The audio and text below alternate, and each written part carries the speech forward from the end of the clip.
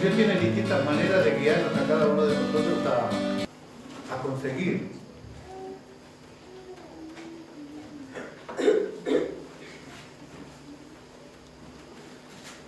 una palabra de Dios, una palabra de Dios que no necesariamente tiene que ser buscada para la iglesia. Cada uno de nosotros que va a la presencia del Señor, que lee las Escrituras y busca en ellas esta relación con Dios que necesitamos todos los que queremos y tenemos pretensiones serias de llegar al cielo. Tiene distintas formas, por lo menos en mi caso se dispara de distintas maneras. A veces es una simple palabra, a veces es el resultante o el corazón de lo que hemos comentado anteriormente, porque Dios tiene claramente un hilo conductor para nosotros. A veces viene de la misma oración que uno provoca, que en este caso nace de allí, asociado y mezclado con otras situaciones. El otro día, en la prédica del domingo pasado, yo hacía uso y mención, un poco en serio, bien en serio, y un poco en broma también, poniéndole allí, ¿no es cierto?, dos verdades interesantísimas en su mano.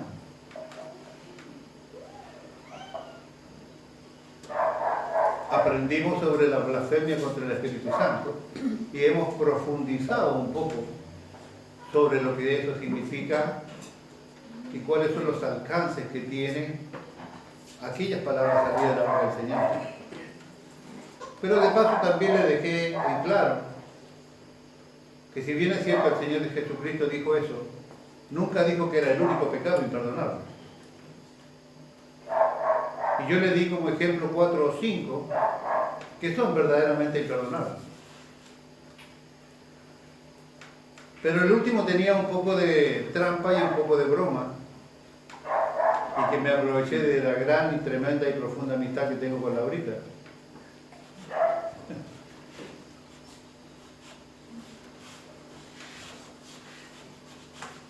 La Biblia nos demanda que debemos ser fríos o calientes. Si usted no tiene verdaderas intenciones con el Señor, no tiene verdaderas intenciones de llegar al cielo y zafar del infierno, haga lo que usted quiera.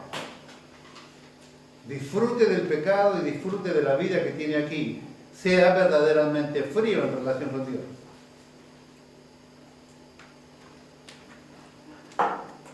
Si de verdad disfruta del pecado, disfrútelo.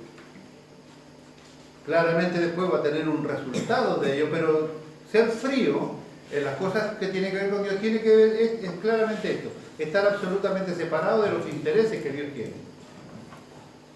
La contracara de eso es que seamos muy calientes. Caliente es apasionado, caliente es preocupado, caliente es dedicado. Y yo le doy algunos ejemplos humanos que tienen que ver con esta verdadera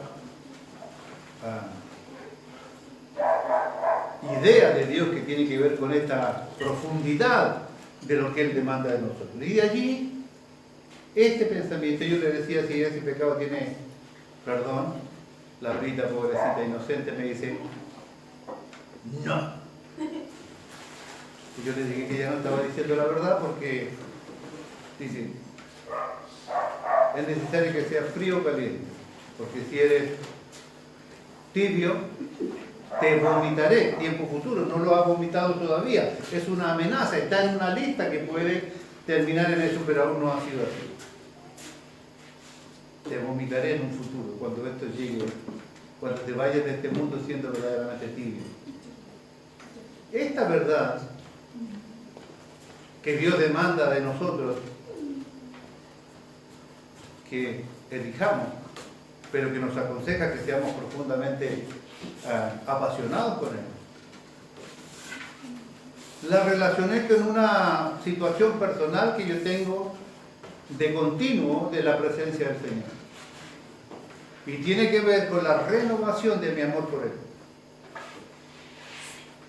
Dicho de otras palabras, la renovación de mi amor para con Dios tiene que ver ni más ni menos con recuperar recuperar el primer amor. Todos nosotros que hemos conocido a Cristo hemos tenido etapas en el cristianismo, buenas, medianas y malas. Ha habido momentos en la vida mía, que estoy seguro que ha pasado también en algunos momentos de su propia vida, donde hemos sido marcados por situaciones espirituales que hemos tenido con Dios. Nunca más podré volver a tener esa mentalidad, a pesar de toda mi mugre de pecado, esa mentalidad y esa visión simple, sin arrastres, sin cosas acumuladas, sin dobles pensamientos, simple, que yo tenía al principio cuando conocí al Señor allá en Villa Caraza. Donde, como siempre le digo, el siervo era el siervo. Los líderes eran los líderes, a pesar de un montón de cosas que con los años uno pudo aprender. Y los hermanos de los hermanos y la iglesia era, sin duda alguna, algo muy, muy especial. Esa simpleza de visión, con el correr de los años, con el aprendizaje, con las cosas que he vivido, claramente no lo podré vivir nunca más, porque tengo muchos años, porque he madurado, porque tengo una visión absolutamente analítica de la iglesia, porque tengo una visión absolutamente clara por donde Dios quiere que nos lleve, porque claramente Dios nos ha enseñado que Él no es democrático en nada y que estamos obligados a elegir lo que Él nos ofrece. Entonces, de aquella idea y de aquel pensamiento y de aquella oración continua que estoy pidiéndole al Señor, Él me tiene que devolver a mí el primer amor. ¿Lo tengo que conseguir yo solo ese primer amor? ¿O es una mezcla de situaciones para alcanzar el primer amor otra vez? Renovación del amor para con Él. Ahora, aclarado esto de dónde nace, porque no quiero suspicacia de nadie de lo que yo le voy a mostrar hoy. Aclarado de dónde nace esta palabra de Dios, que estoy totalmente segura que nos viene bien a todos, primeramente a mí. Nace de mi oración. Mi oración está relacionada directamente con mis necesidades y con mis anhelos en Dios. Quiero recuperar el primer amor.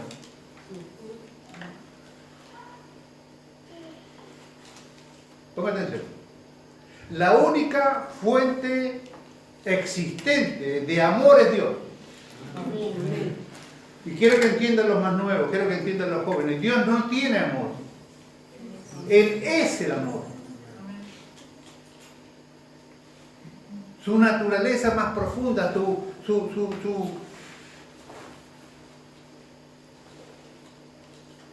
núcleo más potente es el amor de Dios. El único lugar donde existe amor es en Dios. No hay otra fuente de amor.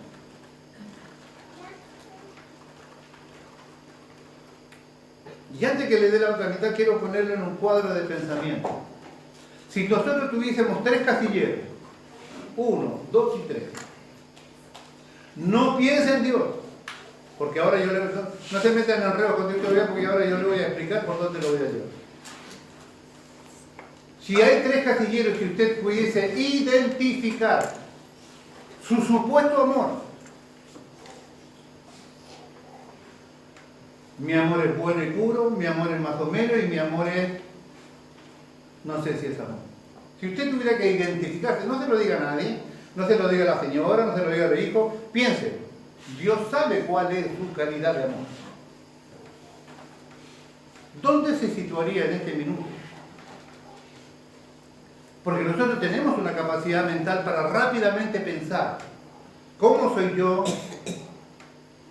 como papá? ¿Cómo yo soy como abuelo? ¿Cómo son mis nietos conmigo? ¿Cuánta preocupación hay por el respeto? ¿Cómo soy yo con mis hijos? ¿Son todos viejos y me denegué de ellos o tengo que vivir y vivo pendiente todos los días de ellos?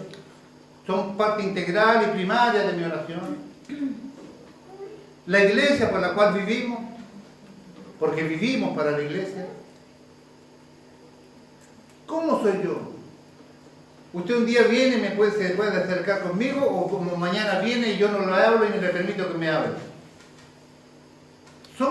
¿Por qué somos tan vulnerables o volubles a la hora de manifestar nuestro amor? Si es que tenemos amor. Ahora vamos a ver si tenemos amor. La fuente inagotable y única del amor es Dios. El hombre es caído y perverso hasta lo sumo. La palabra lo dice claramente. Que el corazón del hombre es tramposo, perverso, incorregible. Eso somos nosotros. Engañoso es el corazón más que todo y perverso. ¿Quién lo conocerá? Somos reincidentes traicioneros. El amor de Dios es la única fuente de amor. ¿Cómo yo puedo conseguir amor si no estoy en Dios? Que es la única fuente donde yo puedo ir a sacar amor para mí. Primer paso, en algún momento estuvimos lejos de Dios, no queríamos a nadie, porque le podíamos decir, yo le podía decir a mi esposa que la amaba y que sí, que no, que sí, que no, y cuando podía la engañaba. Eso no es amor. Eso es una mentira. Yo podía decir, sí, lo primero es mi familia y el dinero yo lo gastaba que no era en mi casa. Lo gastaba en otro lugar. Eso no es amor. ¿Cómo yo puedo conseguir amor si no estoy en Dios? ¿De dónde saco amor yo si es la única fuente que me puede dar amor es Dios? Esa es una instancia de la situación.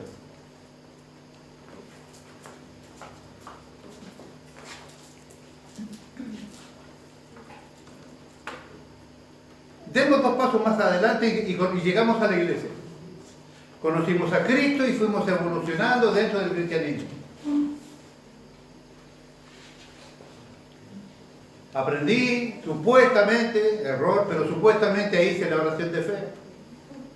Peligrosa y engañosa, bendita oración. Creo que milito, bueno, soy yo, peco sí, pero es natural, todos pecan.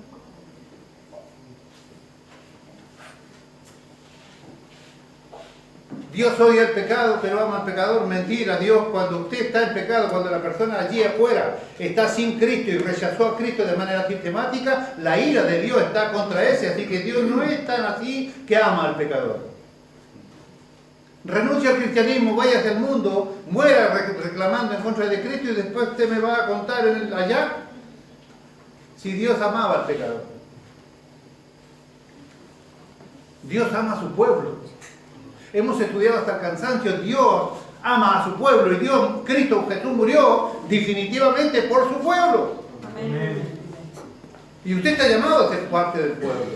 Y debemos predicar el Evangelio, como nos decía Alejandra al principio. Claramente tenemos que ir a buscar a todo el mundo porque Dios sabe quién es su pueblo y quién es su pueblo, el Espíritu Santo los traerá hasta aquí. Ahora, hemos crecido, hemos caminado, hemos hecho la oración de fe, nos llamamos evangélicos. Se supone que ya estamos en la fuente del amor, ¿verdad? Y eso significa que de manera natural, como Dios nos ha dado infinidad de talentos, infinidad de dones, infinidad de situaciones, también nos ha dado una dosis verdadera de amor.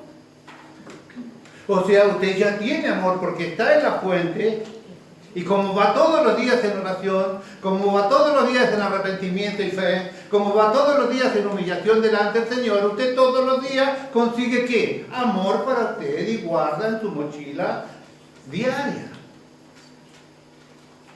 Ahora la pregunta que me surge es esta.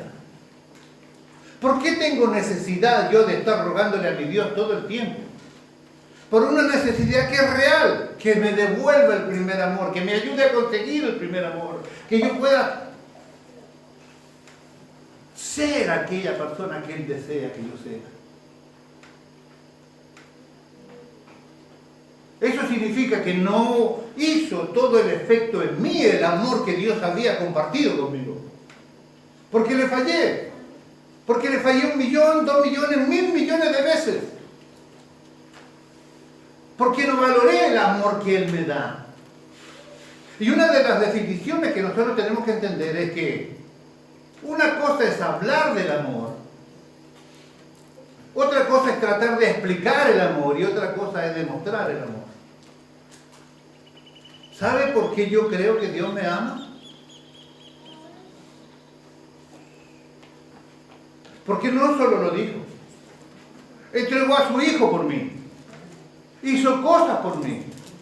¿Sabe por qué Jesús me ama? Porque Él dejó la gloria para venir a hacerse hombre y vivir en el medio de la mugre del pecado y morir en la cruz por mí. ¿Sabe por qué sé que Dios me ama? Porque toda la ira santa y gloriosa de Dios estaba sobre Cristo, sobre su Hijo. Porque todo el pecado estaba concentrado allí el día que Él falleció. Había una concentración de maldad en el corazón de Jesús. Que si, dicho sea de paso, Jesús no se retorcía en la cruz por los clavos, por los látigos romanos, ni porque la gente lo veía desnudo. No, el sufrimiento de Cristo era que estaba con Él el pecado que Él nunca había experimentado. Y lo hizo por amor a nosotros. O sea, no solamente lo dijo, hizo cosas para demostrarme que me ama. ¿Cómo es que nosotros tenemos tantas dificultades interpersonales? ¿Cómo es que somos parte integral, según la profecía de Pablo sobre Timoteo? Somos parte integral de la iglesia del último tiempo, donde una de las primeras características sobresalientes en la lista de pecados que el apóstol Pablo le menciona allí a Timoteo de las características de la iglesia es que el amor de muchos se enfriará.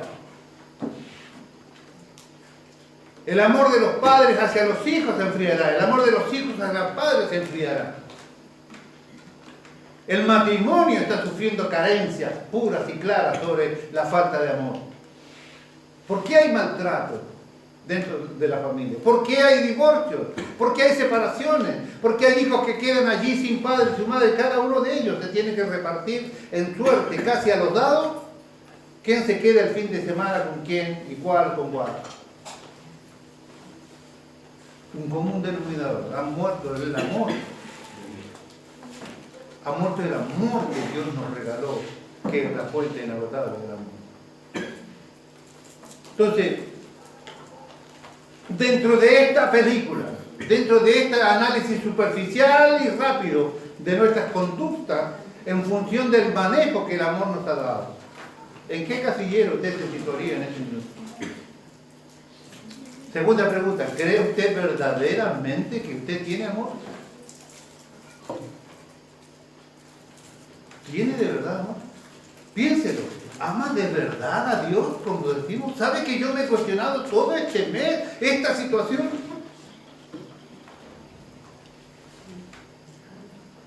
¿Sabe usted cómo yo corría el día domingo cuando tenía que sacrificar a alguien para que se quedara con mi esposa en tu casa? Porque no la podemos dejar sola todavía, incluso todavía no la podemos dejar sola. Tenía que sacrificar el día domingo porque yo no voy a traer a Cristina aquí obligada. Ella viene si quiere y si quiere se queda en su casa. Pero cuando ella me reemplaza a mí por necesidad, estamos poniendo casi un peso sobre su vida para yo poder venir aquí. Y la Biblia dice que el que nos dejare padre, madre, hermano, hermana, esposo, esposa por causa mía, tal no es digno de mí. No tendría que haberla dejado sola simplemente y confiar en el amor de Dios y confiar en la fe que puso en mi corazón, que ella iba a estar bien sola, pero me tengo que aguantar a todos los hijos, me tengo que aguantar a todos los nietos, las nueras y los yernos, me tengo que aguantar a los nietos, porque un nieto es chico mío, yo, con permiso de mi esposa, me invitaron a tomar unos mates adelante en mi casa, que hacía mucho que no iba. Mamita, ¿te atreves a quedarte sola? Voy y vengo. Anda tranquilo. Llegó un nieto mío. Me encontró adelante. Después me entero que estaba furioso en mi casa porque yo había dejado sola a la abuela. ¿Cómo se atreve mi abuelo a dejar sola a mi abuela? 12 miserables años.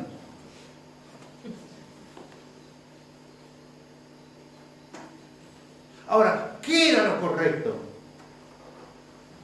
¿Por qué es importante tomar la determinación de quedarme con ella y no venir a la reunión de esta semana? ¿Sabe a qué hora empieza mi reunión? Yo todavía no puedo llegar aquí a las 8:30 porque ustedes saben que hay una batería de remedios, de calores, de masaje que la pastora necesita.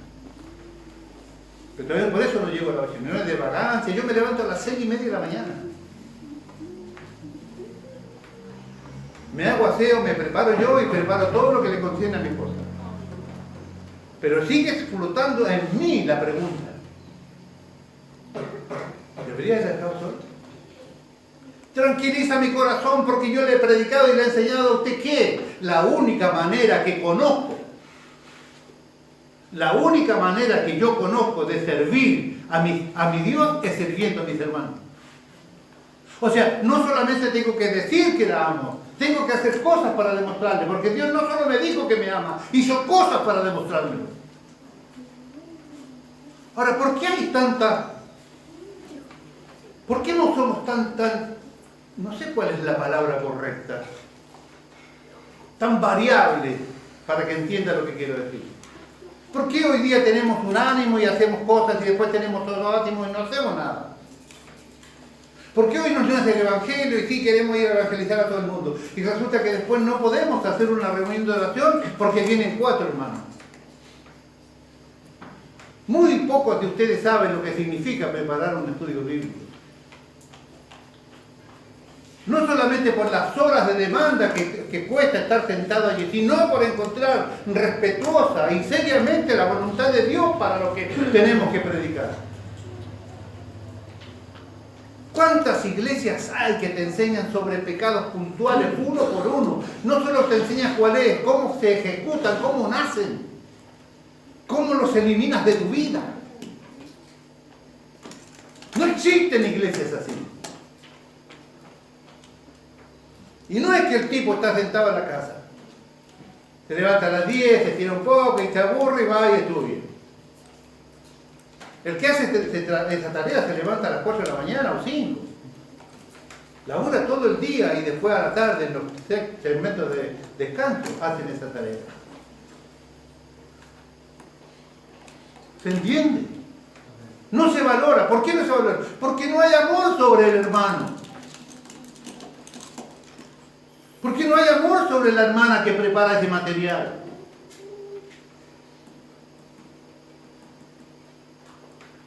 Repito, ¿en qué casillero se sentaría o se metería usted antes que yo le explique esto que tengo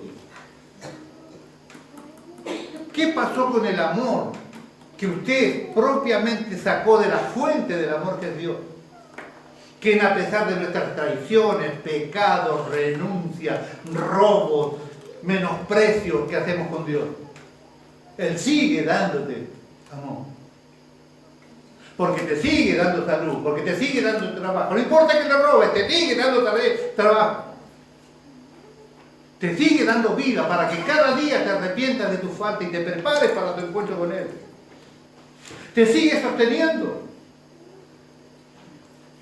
Te sigue dando todavía derecho de llamarte hijo de Dios.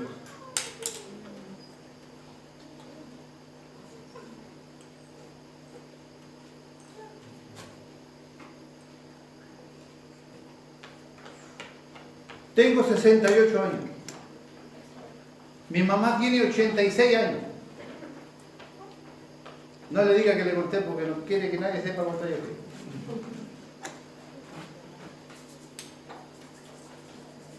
Mi mamá vuelve a vivir cuando habla conmigo y con mi esposa, ¿verdad, mi mamá? Vuelve a vivir la vida.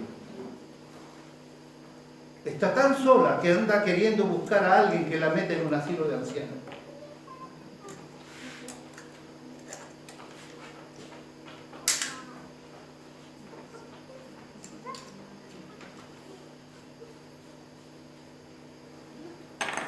Mi hermana mayor tiene 10, 12, 14, 15 camionetas. Hacen transporte escolar. Mi hermano tiene un auto de 2 años, 2022. Al otro que le decimos a nadie tiene una camioneta que vale 40 millones y tiene un auto que vale 25 millones. Pasa a 3 cuadras de la casa y no vas a verla. Mi mamá, cada vez que hablamos con mi esposa, con ella, llora de la soledad que tiene. ¿Cómo se llama eso? Amor. Cuando mi mamá, a mí, el burro primero, a Alfonso, a Vladimir y a la Angélica nos alimentó toda la vida, porque mi papá no era de los más allegados. Era muy buen trabajador, pero nunca se dedicó a la familia en nada. Andábamos calzados por mi madre, andábamos vestidos sin que nos dieran nada por mi madre. A mi hermano le compraba verduras, camas, colchones, trazadas, muebles, living, comedor, útiles para la escuela de los niños. Y hoy no la va a ver porque está apurado con el trabajo. Cada vez que mi hermana necesita plata con todo lo que hacen, va en búsqueda de mi mamá. ¿Cómo se llama eso?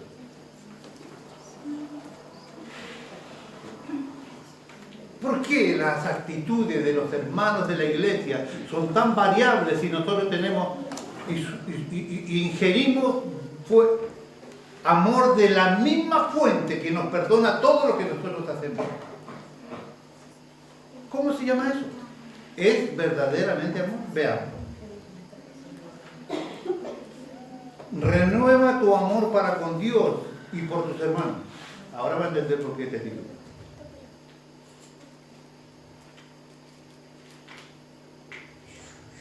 Vos que vaya buscando tu Biblia, por favor. ¿Cómo nos enseña Apocalipsis uno de estos mensajes para las 7 iglesias de Asia Menor? En el capítulo 2 y 3 el Señor le habla a cada uno de aquellas iglesias en particular. Se presenta de manera diferente en cada iglesia y le habla de acuerdo a su condición. Aunque la iglesia de Éfeso debe renovar su primer amor por Dios, sin duda estos mensajes son también para la iglesia universal y siguen vigentes, pues la palabra de Dios permanece para siempre. Hoy es el tiempo de buscar verdaderamente a Dios.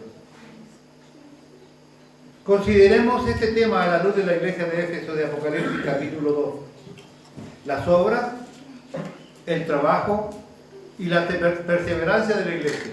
Identifique con mucha humildad, pero con mucha sinceridad, a Jesús Rey de Gloria.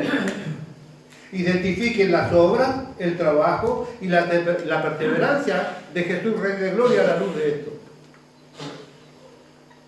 Porque muchas veces hemos recibido los elogios, entre comillas, y no le damos la gloria a Dios por ello, que somos una iglesia diferente.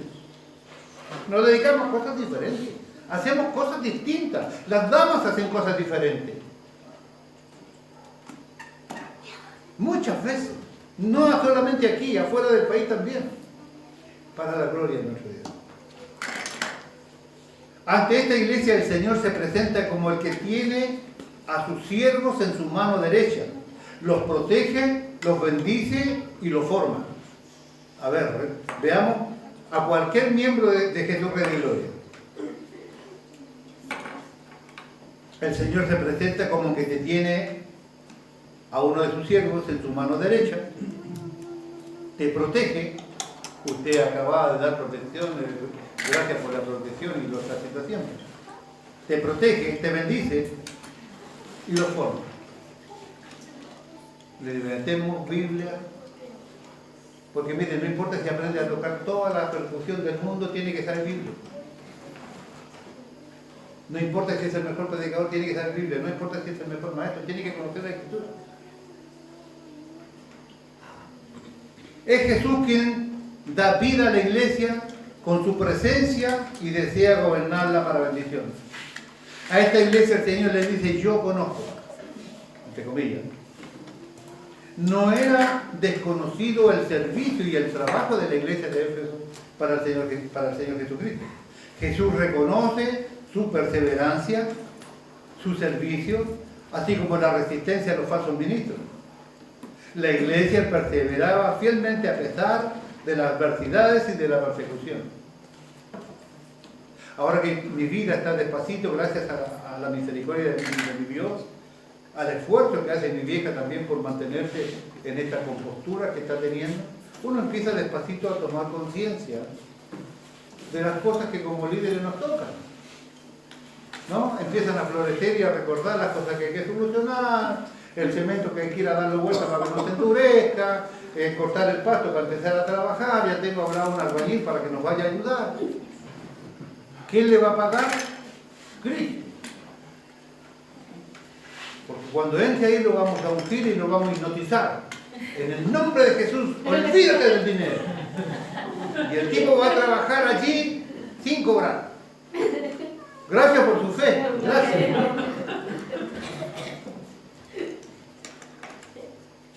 No se preocupe que ya ha trabajado muchas veces para nosotros gratis lo va a hacer.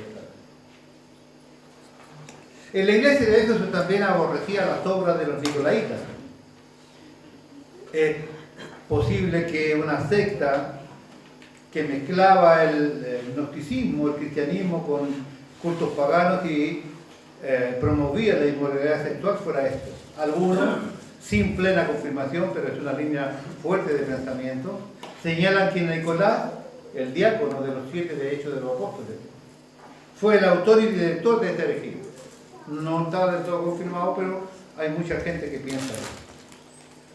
La iglesia había descuidado su primer amor para Jesucristo. Apocalipsis 2:4. Uno que me lea rápido, por favor.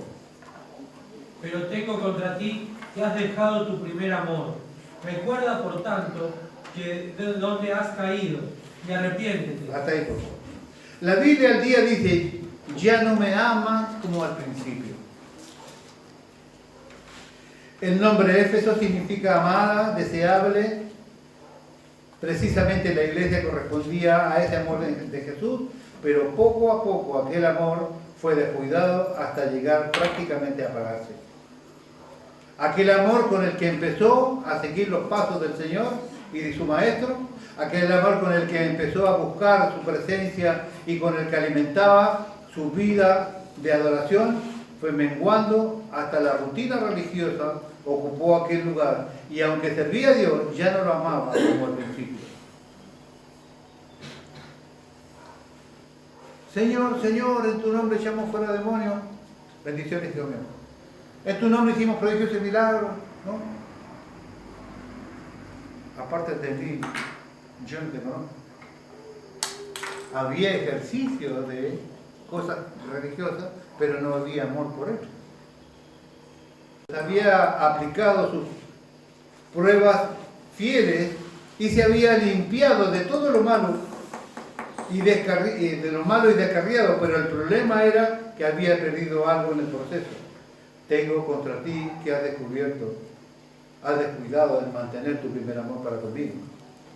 Eso se puede entender de dos maneras. Primero, puede querer decir que había perdido su primer entusiasmo. Jeremías hablaba de la devoción de Israel a Dios en los primeros días.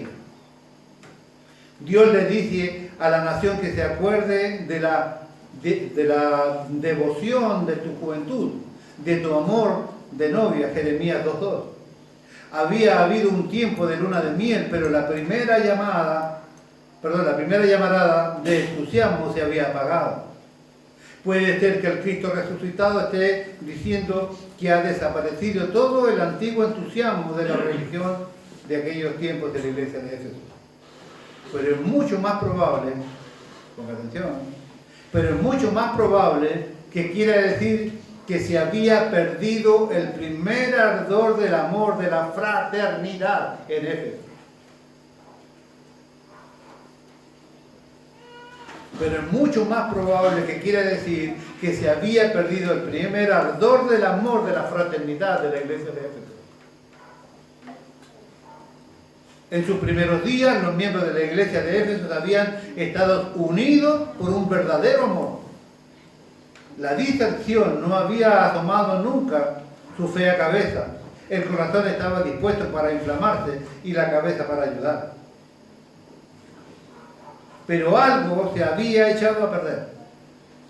Bien puede ser que en la casa de la herejía de los nicolaitas hubiese matado el amor. La ortodoxia se había mantenido a costa de la fraternidad. La ortodoxia, la parte de la liturgia, la rectitud, la fidelidad, la armonía, las cosas bien hechas, eso es la ortodoxia, eso se había guardado, eso se había conseguido. Pero se había pagado un precio demasiado alto, se había perdido el amor entre hermanos. Cuando pasa eso, la ortodoxia ha costado demasiado caro. Toda la ortodoxia del mundo no puede compensar nunca la pérdida del amor de la iglesia de Cristo. Se da cuenta que para Dios no solo es importante ver en nosotros su devoción por Él, sino también el amor fraternal y la paciencia de nosotros como hermanos. La pérdida del primer amor no tiene que ver solamente con que nosotros hemos dejado de lado medio de lado al Señor. No tiene que ver con que nosotros seguimos pecando de manera voluntaria y absolutamente recurrente en contra de la ley de Dios. También tiene que ver que nosotros hemos descuidado nuestras propias relaciones interpersonales. Vuelvo a repetir lo que dije al principio. ¿En qué casillero usted se sitúa con somos? ¿Por qué somos tan variables? ¿Por qué no somos siempre las mismas personas que vamos siendo de poco en poco siendo transformados por el amor de Dios?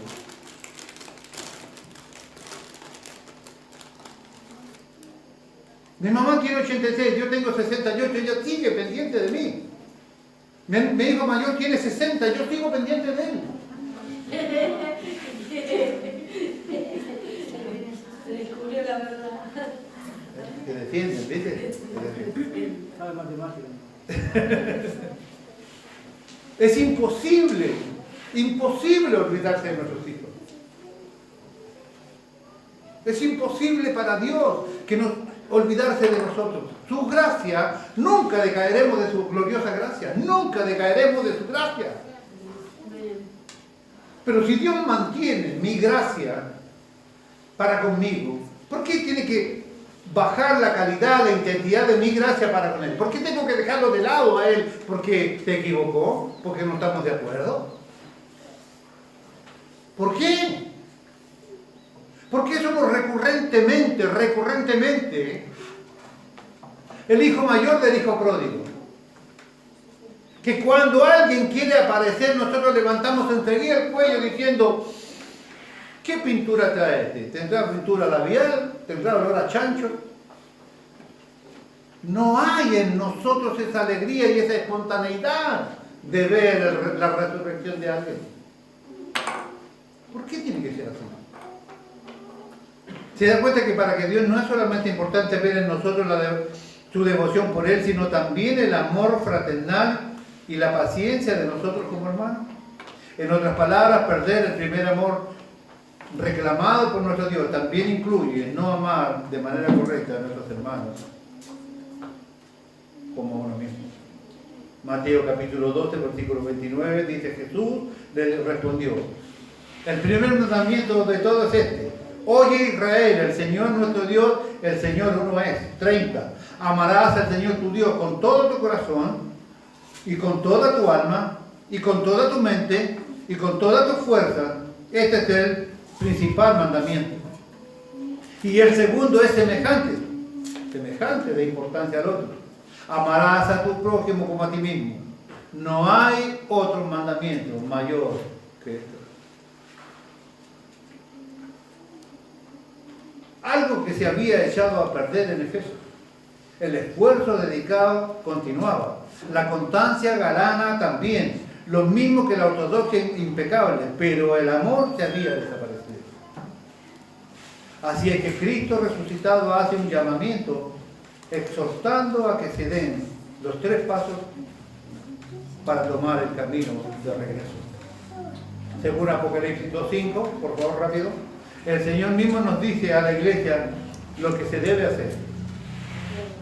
Recuerda por tanto de dónde has caído y arrepiéntete, y haz las primeras obras, pues si no, vendré pronto a ti, y y quitaré tu candelero de su lugar, si no te hubieres arrepentido. Hasta ahí, por favor. El primero es recordar, es decir, hacer memoria y repasar aquellas alturas espirituales que habías alcanzado como resultado de tu búsqueda en Dios. Pues de aquellas alturas celestiales había caído. Yo tengo grabado en mi vida paredes blancas del templo de la Trinidad, ventanal de metal que ingresaba la luz solar del día sábado a la mañana. Era la primera vez que se ponía no en el altar, sino en un costado, en la mitad del templo, los preparativos para que hiciéramos la cadena de oración. Cada uno de nosotros allí iba y oraba 1 hora o 2 horas, depende como uno se hubiese anotado en la lista de oración. Y no importa donde usted viviera, usted tenía que llegar al templo a la hora correspondiente, 5 minutos antes, usted se arrodillaba, iba a empezar a orar y usted le tocaba el hombro a su hermano así, y ese hermano se paraba y usted continuaba. Y ese día, hay algunos hermanos acá medio necesitados de terapia, estoy diciendo que que quieren que yo cante. ¿De dónde? Si ni me ducho, así que tampoco canto en la ducha.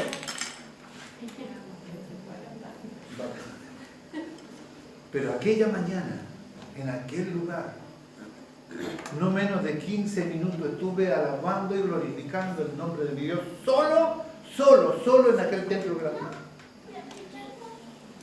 Grabó mi corazón. Otro momento espectacular en una reunión de jóvenes, era como 6 o 7. Como yo lo hacía orar al principio, ¿se acuerdan? Nos poníamos en ronda así, y alguien en el medio oraba. Hubo una manifestación espiritual que hoy puedo decir que era verdaderamente de Dios. Y el instrumento del Señor era una hermana que vivía ahí al lado del templo. Le dio palabras proféticas al 1, al 2, al 3, al 4, al 5, al 6, y Luis en el 7. Y le habló el 1, y le habló el 2, y le habló el 3, y le habló el 4, y los bendijo a todos, y al 5, y los bendijo a todos, al 6, y al 7, y al Luis. Ni hola. Ni arrepiéntete, ni vas bien, ni vas mal, nada.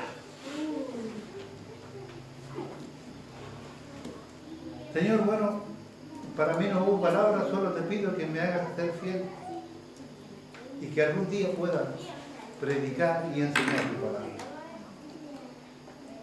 En el nombre de Jesús, amén. Y yo dije amén solo ahí, yo y él y yo. Y los otros eufóricos, porque era una verdadera manifestación de Dios. ¿Cómo puedo saber que aquello fue real? Porque yo predico y enseño. Eso lo tengo grabado en mi corazón. Porque allí empezó, yo era vago en la escuela, o sea, estaban los vagos y yo. ¿Me entiendes? Yo no leía nada. Nos juntábamos tempranito en la escuela cuando llegaba a prueba, me contaban el cuento, la lectura y todo eso, y yo con la buena memoria zafaba. Pero de ese día empezó un cambio en mí, un amor por la lectura, abría la Biblia y me parecía tan espectacular, tan maravilloso, era impresionante el cambio que hubo en mi corazón con respecto a esa área. Te prendía y mis ojos se alegraban y mi corazón se hacía así, y necesitaba esa hambre, esa necesidad de comer y de comer y de comer. Eran los tiempos donde yo tenía un Nuevo Testamento y me lo ponía aquí en el bolsillo de la camisa de trabajo. Yo creo que es honesto ir al baño 2 veces por día. Y yo, siendo honesto con esto, iba un día al baño para hacer mis necesidades fisiológicas, y el otro lo guardaba, porque me correspondía ese tiempo. Iba y me ponía a leer la Biblia del Nuevo Testamento en lugar de hacer mis necesidades fisiológicas.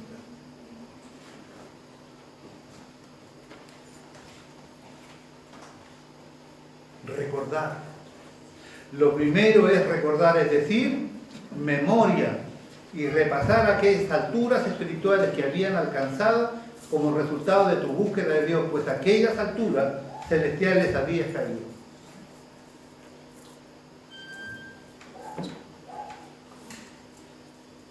Lo primero dice, recuerda, no está hablando con ninguno que no ha estado dentro de la iglesia, sino a los que están en ella, pero han perdido el camino de alguna manera.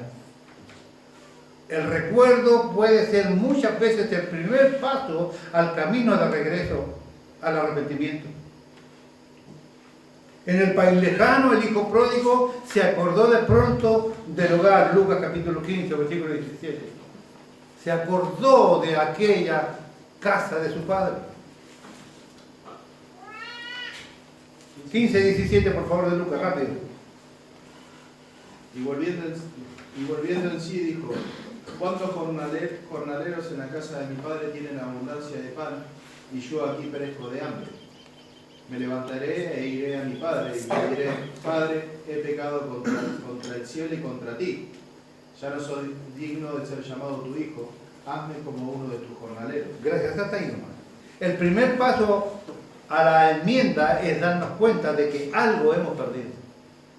Si usted es honesto con usted mismo y usted me está escuchando, usted tiene que reconocer que algo hemos perdido.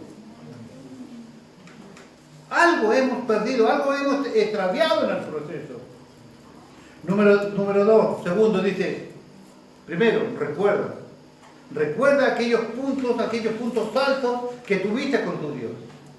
Los aprendizajes, esto que yo le cuento, las anécdotas que pueden haber alimentado tu vida. Segundo, arrepiéntete. Cuando descubrimos que algo se ha echado a perder, podemos tener más de una reacción. Podemos tener, por ejemplo, el sentimiento de que nada puede conservarse su lustre original. Así que debemos aceptarlo y considerarlo como inevitable. O sea, usted puede decir, sí, no, pero todo pasa, todo cambia, nos vamos poniendo viejos. No, sí, eso es al principio, ahora ya va. No, es que ahora yo vivo el amor de otra manera. Antes yo le hacía cariño a mi esposa, le llevaba un regalito, la complacía en algo, le ayudaba, pero antes. Ahora ya es otra cosa, es de otra manera el amor. Ahora el amor es que yo me siento y ella me sirve. Ahora es que yo me siento y ella hace la comida. Entonces después me paro, me tiro al sillón y ella arrastra el plato, lo lleva para la mesada, lo lava, lo seca. No se debería mejorar lo de antes, ser más atento que antes. Eso lo aprendí yo con el correr de los años. Yo era el atómico de vago, ya les digo. Sin embargo, hoy me ganaría perfectamente mis lucas siendo amo de casa.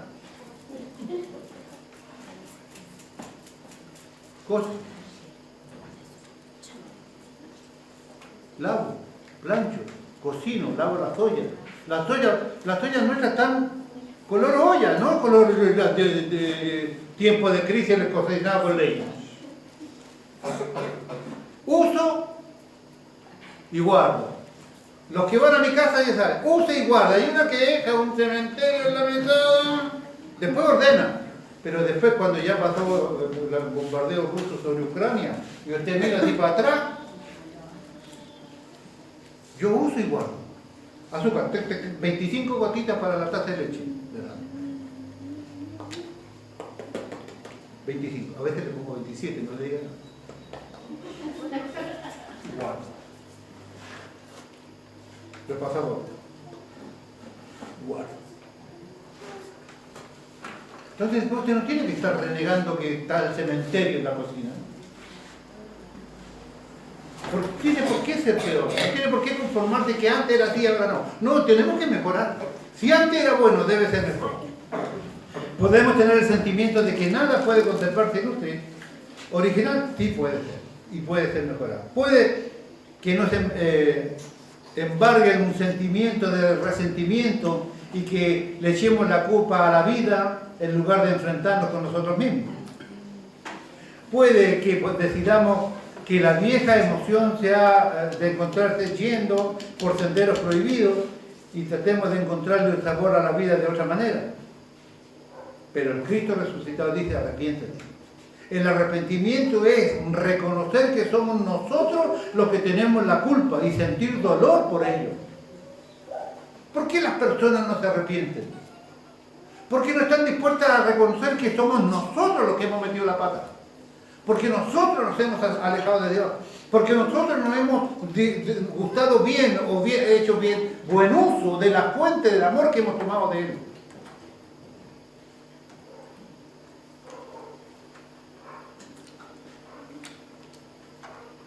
El arrepentimiento es reconocer que somos nosotros los que tenemos la culpa y de sentir dolor por ello. Las reacciones del hijo pródigo es: me levantaré e iré a mi padre y le diré: he pecado contra ti, contra el cielo y contra ti. El clamor angustioso del corazón de Saúl, cuando de repente vuelve en sí. David había tenido otra vez posibilidad de matarlo, le había tomado en este caso la espada. Hijo mío David, te prometo que por ahora no te voy a matar. Más o menos le decía esto porque volvió a ser reincidente. Pero en aquel momento se arrepintió de lo que estaba haciendo y David siguió su camino. Lo más difícil del arrepentimiento es aceptar la responsabilidad personal por nuestros fracasos. Porque una vez que se acepta la responsabilidad, el dolor piadoso después de tu fracaso viene inevitablemente. El camino a seguir es el arrepentimiento y volver las obras primarias a volver a la senda santa. Y tercero, por último, dice: haz. Versículo.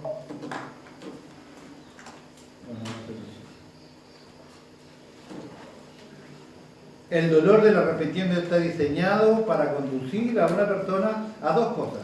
La primera, tiene la misión de movernos a arrojarnos en la gracia de Dios, diciendo: solamente Dios puede ser propicio a mí, pecador. Solo Dios puede aceptarte de vuelta. Y de hecho es lo que pasa, te lo dije al principio. Usted se equivoca y la fuente del amor inagotable de Dios está intacto. Fracasamos y la fuente del amor de Dios está intacta. Y la gracia sigue estando. Y la mano extendida de Dios sigue estando. Y el perdón sigue estando. ¿Esto es licencia para seguir pecando? No. Usted no puede hacer lo que quiera si es que pretende llegar a la vida eterna. Segundo, tiene la misión de conducirnos a la acción para que produzcamos frutos dignos de arrepentimiento. Uno no se ha arrepentido de veras si sigue haciendo lo mismo que hacía antes. Repito, arrepentimiento es cambio de dirección, cambio de mente. Si usted, no sé, yo fumaba. Cuando tenía 14 años, 13 años, 14 años, fumé 3 meses, me la da el pavo, por pavo, fumé. O sea, póngale que yo fumo. Cristo me habló que no necesita ninguna chimenea en el cielo. Listo, no fumo. Y después tengo un problema con la parte, no le gustó la leche, me atrasé con el remedio, ya no soy tan eficiente como mamá de casa y me entristezco. Tengo la posibilidad, como dice acá, de enojarme y decir: bueno, ya pasó, ahora que sabéis esto. Tengo la otra posibilidad de decir: bueno, no todo va a ser como al principio, tampoco es lo que se costumbre. Y la otra, ¿lo que dice? ¿No será que yo me descuidé? ¿No será que es culpa mía que mi esposa no se sienta bien atendida? Usted sabe que cada vez que hay una embollerea aquí dentro con mi esposa nos cuestionamos, no seremos nosotros.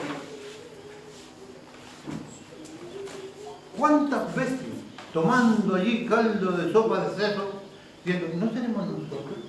¿Qué dice la Biblia? Pero si no era así, todo el tiempo. Con la gente que se ha ido, mire, al principio llorábamos, ahora ya más o menos nos ponemos un poco más duros, no lloramos por aquellos que se van. Seguimos orando por ellos. Yo oro por gente que no sé ni de dónde está.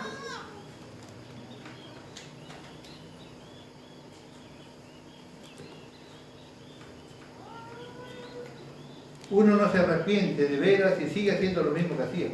La gran verdad del cristianismo es que nadie tiene por qué quedarse lo mismo que estaba. La prueba del arrepentimiento es una vida cambiada por nuestro esfuerzo en colaboración con la gracia maravillosa de Dios. Si la iglesia no vuelve al primer amor por Dios, entonces Jesús dice, quitaré tu candelero de su lugar. Dos aplicaciones hay para esto. Primero, la primera de ellas, el candelero era la iglesia. Quitaré el candelero. Pues le cierran la iglesia. En Europa se cierran 2000 iglesias por año.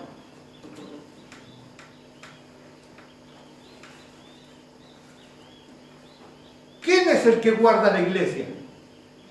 Cristo guarda la iglesia. Y las puertas del Hades no prevalecerán con ella. ¿Qué pasa si se cierra una iglesia? Dios dijo, basta. Por razones que sean, no sé, yo no estoy jugando situaciones puntuales.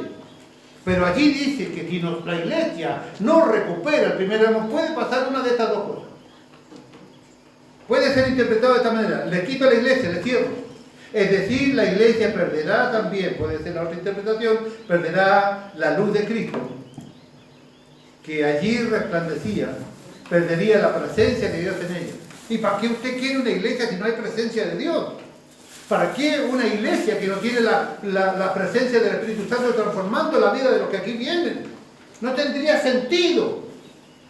Ya lo dije, seríamos como al azar que pierde su función. Si la iglesia no vuelve al primer amor por Dios, entonces Jesús dice, quitaré tu candelero de su lugar. Es decir, la iglesia perderá la luz de Cristo, que allí resplandecía, perdería la presencia de Dios en ella. Aquella lámpara en Éfeso se apagó por un tiempo después. Actualmente Éfeso es solo ruina y no hay iglesias locales cristianas a kilómetros a la redonda. Solo en Cristo encontramos verdadera vida. El Espíritu Santo y su papel en la restauración del primer amor. Versículo 7 y último. El versículo 7, por favor. Y acá hay un dato importantísimo. 15:7. 2.7. Ah. Apocalipsis 2.7. El que tiene oído, oiga lo que el Espíritu dice a las iglesias. Al que venciere le daré a comer del árbol de la vida, el cual está en medio del paraíso de Dios. Bien, ¿se dio cuenta quién es el que empieza a hablar en el versículo 1? Es Cristo Jesús hablando en la iglesia de Éfeso. En el versículo 7 es el Espíritu Santo hablando en la iglesia de Éfeso. ¿Tiene el uno por ahí, hermano? Sí. Rápido.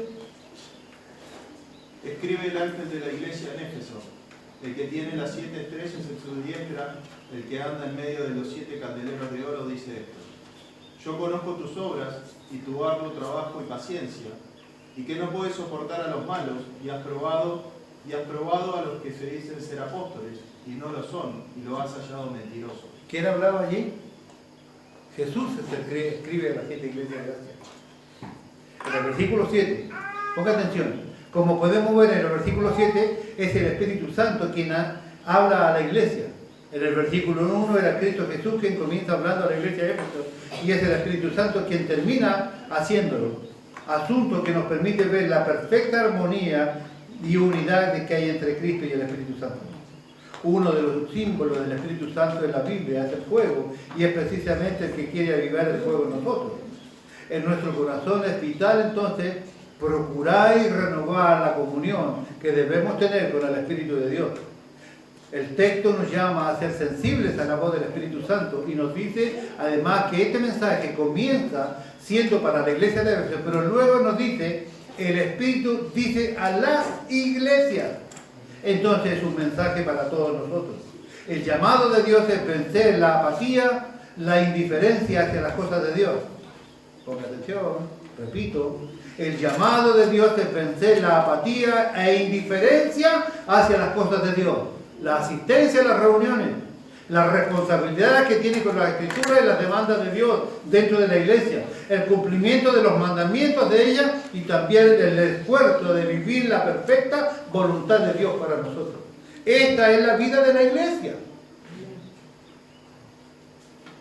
Aquel que con la fuerza de Dios logre vencer y superar el doble ánimo, la pereza, la religiosidad, el enfriamiento espiritual, el Señor le dará a comer del árbol de la vida. Es decir, disfrutará las bendiciones que Dios nos ha preparado en Cristo Jesús. Podrá gustar de vivir los privilegios en el reino glorioso de Dios. Le doy al Señor todas las gracias y toda la gloria por todo esto. Amén. Hermanos míos, siempre está en nuestro corazón amplificar aquella información que nosotros tenemos. En la pérdida del primer amor no solo tiene que ver con dejar de amar a Dios y ser responsable con sus demandas. También tiene que ver con nuestra convivencia como hermanos y la ejecución, porque el Espíritu Santo nos guía, pero somos nosotros los que debemos llevar adelante esta obra. ¿Por qué no hice identificarse respetuosamente con Éfeso? Porque reconocemos, y que lo hago yo que soy un viejo malo, imagínese el Señor que es justo y misericordioso. Los pastores enfermos, si ustedes siguen adelante. El pastor no tiene tiempo de preparar los estudios, los maestros siguen adelante. Las personas que no podemos guiar por distintas causas en la reunión de oración, las personas lo siguen llevando adelante. Las mujeres, no estaba la pastora y seguían yendo adelante. Los chicos siguen ensayando y van para adelante. ¿Se entiende? Reconocemos el esfuerzo. Pero la liturgia, las cosas que estén bien formadas y que sigan funcionando, no van a valer mucho si no nos empezamos a amar con esa fuente inagotable de amor. Porque el único lugar donde hay amor, si usted quiere y declara tener amor, es en Dios. El Señor les bendiga mucho. Muchas gracias.